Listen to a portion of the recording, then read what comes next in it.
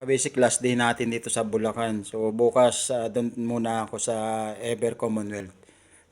Samantalahin ko na. Ito yung first project ko talaga dito sa Bulacan. Itong unit na to. Yan, yung tiles na yan. Yang wala yan dati. Open talaga lahat yan. Hanggang taas yan, open CR lang meron dyan. So yan. Tapos yan. Lahat ng tiles pinalitan. Yan po mga ka-basic. Tapos itong hagdan, basic lang material sa vinyl.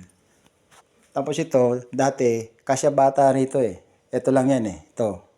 Tsaka to, tsaka to. Yan lang siya. So ito, nilagyan ko ng ganitong design. Kasi lusot dito yung mga bata eh. So nilagyan ko siya ng design. Tapos yung taas na wala yan. So ayan, nilagyan ko din. So, yun yan mga ka-basic.